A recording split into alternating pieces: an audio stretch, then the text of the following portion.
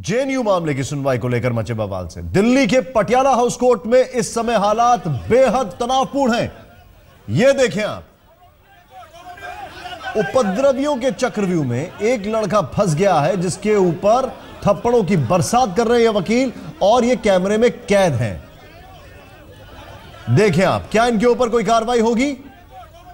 एक वकील जिसने चश्मा लगा रखा है, ये देखें आप, ये जो पीछे से हाथ मार रहा है, ये देखें आप, एक जो सामने से है।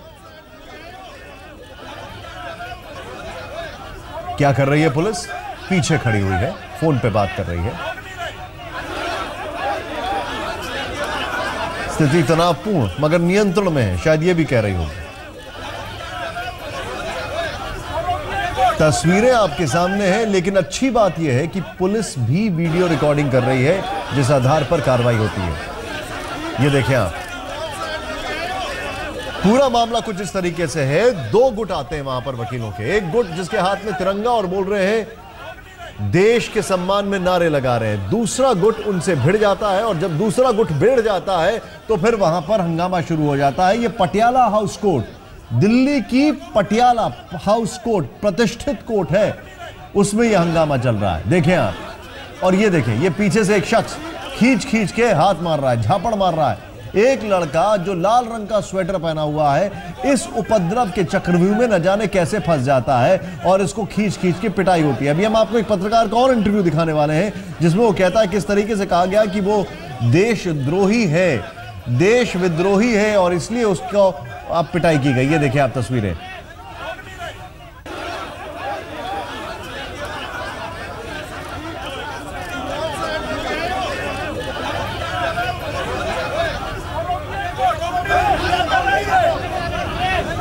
मुझे खींच के अंदर ले गए और मारना शुरू कर दिया। अच्छा, तो पुलिस वाले को मैंने इंटरवीन करने को कहा, वो चुपचाप देखते रहे। उसमें से उसी में से कुछ लॉयर्स आके उन्होंने मुझे किसी तरह से बाहर निकाला। जब इधर से जर्नलिस्ट चिल्लाने लगे कि ये जर्नलिस्ट है, उसको बाहर निकालो, पुलिस वाले भी गेट खोलने को तैयार नहीं थे। किसने मारपीट की आपके साथ? बहुत सारे लॉयर्स थे, बहुत सारे थे उसमें। क्या कह रहे थे? ये गद्दार हैं, ये जर्नलिस्ट नहीं है, ये गद्दार हैं, इसको मारो, ये कैसे अंदर घुसा। प्रमिला दीक्षित इस वक्त हमारे साथ है। प्रमिला, मैं आपसे जानना चाहूंगा सबसे पहले, जिन पत्रकारों ने ये मारपिटाई की है उनको अरेस्ट किया गया कि हाँ या ना?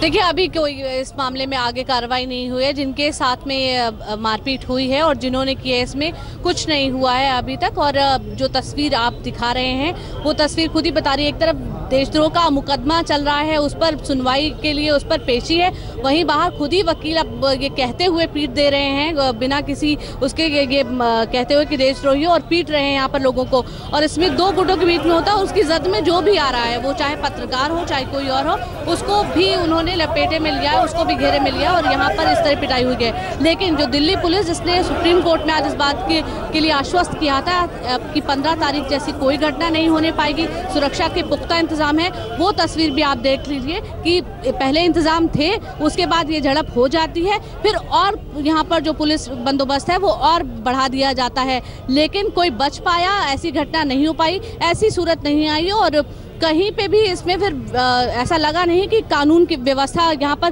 दुरुस्त है, क्योंकि वकीलों के हाथ में जो भी आया, जो भी चाहे वो पत्रकार हो या जो उनके हक में नहीं थे, जो उनके समर्थन में नहीं थे, वो जो बात कह रहे थे, उस सबको वकीलों ने घेरे में लिया और पीटा है। एक अच्छी बात जो यहाँ पर दिख रही है वो ये है कि दिल्ली पुलिस ने बकायदा इसका वीडियो भी बनाया है प्रमिला, और ये अपने आप में एक एविडेंस के तौर पर पेश किया जा सकता है।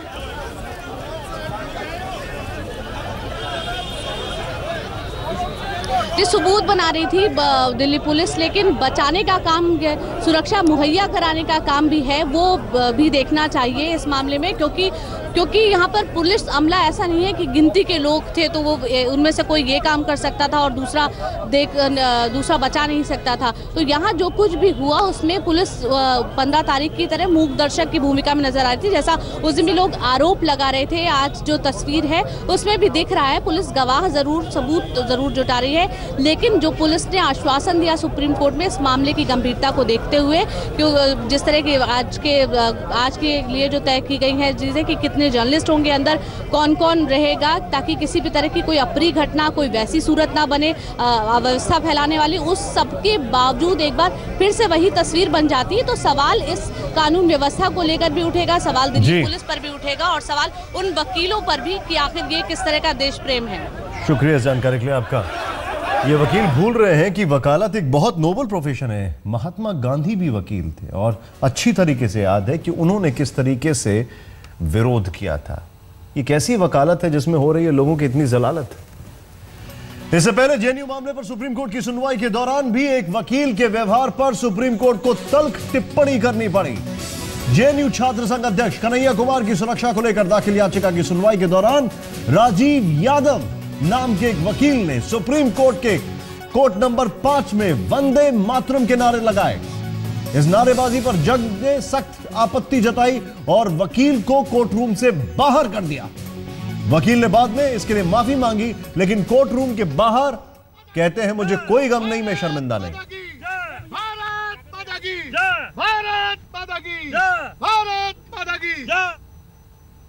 यही है वो वकील साहब जो आज भारत माता की जय के नारे लगा रहे हैं।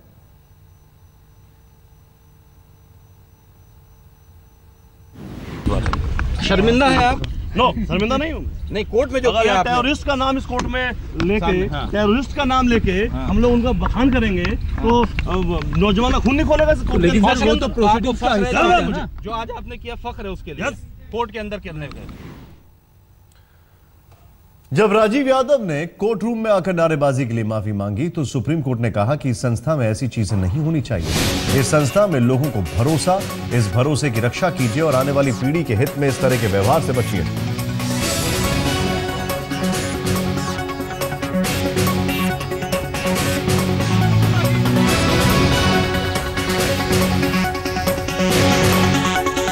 दरअसल सवाल यह है कि देश के समर्थन में नारेबाजी करना गलत नहीं है, लेकिन हर जगह का एक डेकोरम होता है जिसको हम कहते हैं शिष्टता। यह समझने वाली बात है। इस पूरे मामले में आरोपी वकील राजीव यादव से और विस्तार से बातचीत की हमारे संवाददाता अहमद अजीम ने। जरा सुने आप।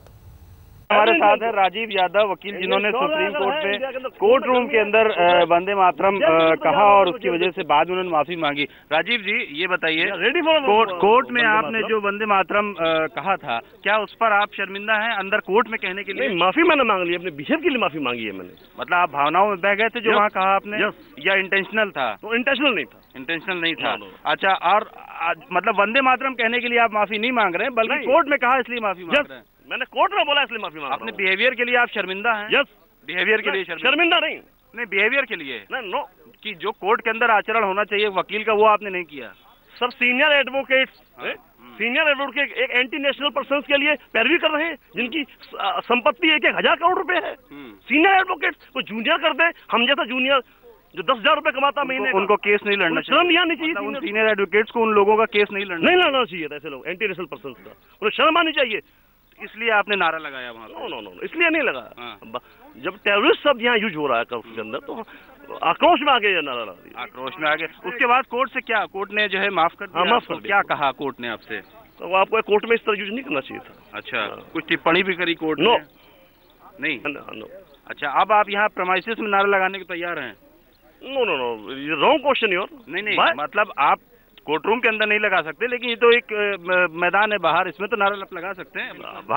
एवरी इंडियन को लगाना चाहिए, एवरी इंडियन को। क्या वंदे मातरम? यस, वंदे मातरम कोर्ट के बाहर। अंदर नहीं। कोर्ट में जो किया उसके लिए आप शर्मिंदा है कोर्ट के अंदर। वंदे मातरम के लिए नहीं। तो शर्मिंदा है राजीव यादव की कोर्ट के अंदर उन्होंने नारा लगाया, कोर्ट ने उन्हें माफ भी कर दिया है। ये तमाम टिप्पणियां करते हुए कि जो इंस्टीट्यूशन है सुप्रीम कोर्ट उसका आप सम्मान कीजिए और इस तरीके की जो गतिविधि है वो आप कोर्ट रूम में ना करें, क्योंकि बहुत लोगों की उम्मीदें इस कोर्ट से जुड़ी हुई हैं और जिम्मेदारी है हर एक कोर्ट ऑफिसर की कि वो जो डेकोरम है कोर्ट का उसको मेंटेन रखे। कैमरामैन सैयद वकार के साथ अहमद अजीम, दिल्ली आज तक। सवाल खड़ा यह होता है कि अपने नारे से ज्यादा विश्वास न्याय के मंदिर पर करें तो शायद नारे की जरूरत उस मंदिर में ना पड़े। इस बीच दिल्ली पुलिस ने जेएनयू में देश विरोधी नारा लगाने वाले आरोपियों की तस्वीरें जारी कर दी हैं। तस्वीरें आपके सामने, ध्यान से देखें आप। कन्हैया कुमार अरेस्ट हो चुके, उमर खालिद इसकी तलाश है। अश्वती, अंजलि झा, भावना बेदी, रियाजुल हक, अनिर्बान भट्टाचार्य, रूबीना सैफई, कोमल भारत मोहिते।